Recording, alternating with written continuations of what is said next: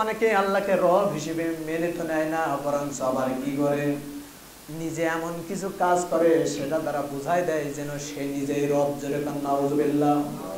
ইতিহাসের দিকে তাকান, ওই যে ফেরাউনের ইতিহাস আমাদের সবার মনে রয়েছে। ফেরাউন একদিন বলেছিল আনা রব্বুকুমুল আলা, আমি সবচেয়ে বড় রব, বলেছিল কিনা?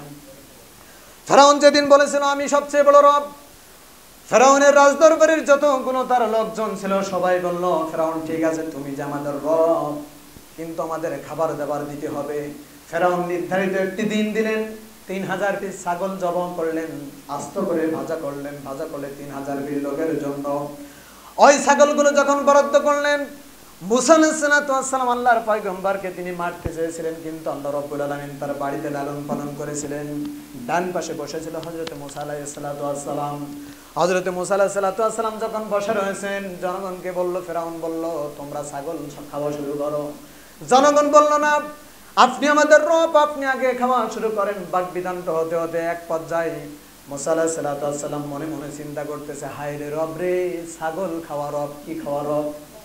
এক পর্যায়ে কি হলো, ওই জনগণ বলল ঠিক আছে আমাদের রব তুমি বুঝলাম, কিন্তু কে বা আগে খাবে, তোমার পালক পুত্রটা আগে খাক। মুসা আলাইহিস সালাতু ওয়াস সালাম যখন খাওয়ার জন্য কানের ভিতরে যখন শাহাদাতের আঙ্গুলটা ঢুকাই দিলেন, শাহাদাত আঙ্গুলটা ঢুকাই দেওয়ার সঙ্গে সঙ্গে মহান রব্বুল আলামিনের আদেশেন ওই ভাজা ছাগল তাজা হয়ে মারছে দৌড় জোরে গান সুবহানাল্লাহ। একটা ছাগল যখন ভাজা ছাগল তাজা হয়ে দৌড় মারলেন, সঙ্গে সঙ্গে আর 3000 পিস ছাগল ভাজা ছাগল তাজা হয়ে দৌড় মারলেন। এদিকে মুসা আলাইহিস সালাতু ওয়াস সালাম দারুণ চিন্তায় পড়ে গেলেন, আজকে আমার আর বাসন নাই, কি হবে না জানি। দৌড় মেরে চলে গেলেন আসিয়ার কোলে, যে বলতেছে মা আজকে আমার আর বাসন নাই। বলে কেন? বলে ভাজা ছাগল তাজা হয়ে গেছে। এদিকে ফেরাউন করলেন কি, পিছন দিক দিয়ে দৌড় মেরে মেরে চলে গেলেন, যে বলতেছে আসিয়া যেদিন আমি দেখেছিলাম মনে করেছিলাম চার আনা আল্লাহর নবী, যেদিন আমি থাপ্পড় খেয়েছিলাম মনে করেছিলাম 8 আনা আল্লাহর নবী, আজকে ভাজা ছাগল তাজা করেছেন 16 আনা আল্লাহর নবী, আমি একে বাঁচিয়ে রাখবো না। আসিয়া বলতেছে ঠিক আছে আপনি মারবেন, ভালো কথা, কোন অপরাধে? ভাজা ছাগল তাজা করেছে এই অপরাধে। বললো ঠিক আছে তুমি মারো, কোনো সমস্যা নাই, কিন্তু আমার একটা কথা রয়েছে। বলে কি? বলে যে বাচ্চাটা হাত দিলে ভাজা ছাগল তাজা হয়, এটি খারাপ তো কোনো গুণ নয়, ভালো গুণ। বলে কেমনে? বলে আপনি যেদিন মারা যাবেন, আপনার মারা যাওয়া কান ধরে যখন এই বাচ্চাটা টান মারবে আপনিও তাজা হয়ে যাবেন। তখন ফেরাউন বলে তাই তো, এই কথা কারোর বলা যাবে না, মুসাকে মারাও যাবে না। সুবহানাল্লাহ বলেন। তাহলে পরে বোঝা গেল মার হবে কিন্তু আওয়াজ, বোঝা গেল আল্লাহকে রব হিসেবে মেনে নেওয়া ছাড়া বিকল্প কোনো পথ নাই। যত বড় ক্ষমতাশীল হোক না কেন, কেউ নিজেও রব হতে পারবে না, অপর কেউ রব হিসেবে দাবি করেও সে বাঁচতে পারবে না। বোঝা গেল আমাদের রব যিনি, তিনি আমাদেরকে একটু দিল থেকে ডাক দিয়ে বলেন তো আমাদের রব কে? তাহলে 1 নম্বর কথা হলো আমাদের রব আল্লাহ। নাম্বার 2, লা ইলাহা ইল্লা আনতা, কোনো ইলাহা নাই উইদাউট কে ছাড়া? ইল্লা আনতা, আল্লাহ ছাড়া কোনো ইলাহা আমাদের নাই। এই যে কালেমার ভিতরে সূরা কোরআনে কারীমের শ্রেষ্ঠ আয়াতের ভিতরে এই কালেমার কথা আবার আল্লাহ তাআলা ঢুকাই দিলেন, আল্লাহু লা ইলাহা ইল্লা হুয়াল হাইয়ুল কাইয়্যুম। আসনা নাই এরপরে যে কালেমার পাওয়ার সম্পর্কে আল্লাহ রাব্বুল আলামিন আলাম তারা কাইফা দারাবাল্লাহু মাতালান কালিমাতান তাইয়্যিবাতান কাশাজারাতিন তাইয়্যিবা আসলুহা সাবিতুন ওয়া ফারউহা ফিস সামা।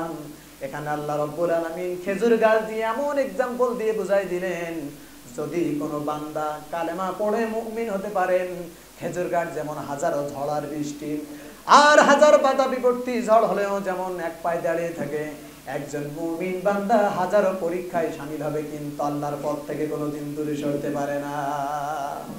তাহলে নাম্বার 2 গেল। নাম্বার 3 হলো খলাকতানি, আমাদের সৃষ্টি করেছেন কে? ইউ ক্রিয়েটেড মি খলাকতানি, আমাকে সৃষ্টি করেছেন আমার আল্লাহ রাব্বুল আলামিন। এই কথা আমাকে স্বীকৃতি দিতে হবে। আমার বন্ধুগণ, আল্লাহ আমাকে কেমন করে সৃষ্টি করেছে একটাবার যদি আপনি ভাবেন, চুলের আগা থেকে শুরু করে মাথার পা পর্যন্ত আপনি চলে যান, আপনার কি সুন্দর চুলটা দিয়েছে, চুলটা ঝরে ঝরে পড়ে না, কিন্তু যদি আপনি আজকে মারা যান, কবরে শোয়ার কিছুদিন পরে চুল থাকবে নাকি? এরপরে এমন সুন্দর করে আপনার চেহারাটা আল্লাহ রাব্বুল আলামিন বানিয়ে দিলেন, আপনার 2টা চোখ যদি গর্তের ভিতরে না দিয়ে যদি কপালের উপরে দিত, একদিন যেদিন আপনি ফুটবল খেলতে নিয়ে আপনি হেড দিতে যাবেন, চোখ দুইটা আপনার গেলে যেত, আপনার থাকতো না, চোখ দুটো সংরক্ষণ থাকতো না। সুন্দর করে আপনার চোখের পাপড়ি দিলেন, নাকটা আপনার এমন জায়গায় সেট করে দিলেন, যদি নাকটা আপনার মুখের উপরে চোখের নিচে না দিয়ে যদি বগলে সেট করে দিতেন, কঠিন শীতের সময় আপনি কম্বল দিয়ে আছেন, বিশাল সুন্দর পোশাক পরে আছেন, একটা খাবার সময় আপনার টাটকা না বাসি জানার দরকার আছে না নাই? গন্ধ বাসি হলে তো আর আপনি খাইতে পারবেন না। তখন আপনার কি করা লাগতো? তখন আস্তে করে কম্বলটা খুলে নাকের ধারে নিয়ে বলা লাগতো এটা টাটকা না বাসি, ঠিক কিনা? হ্যাঁ। কিন্তু আল্লাহ রাব্বুল আলামিন যেই জায়গা দিয়ে আপনি খাদ্যটা গ্রহণ করতেছেন তার এমন জায়গায় সুন্দর করে ঘেরান নেওয়ার জন্য, হাজারো ঘেরান বোঝার জন্য এত সুন্দর করে নাকটা সৃষ্টি করেছেন। এজন্য আল্লাহ রাব্বুল আলামিন সৃষ্টিকুল নিয়েও আল্লাহ রাব্বুল আলামিন চিন্তা করার কথা বলেছেন।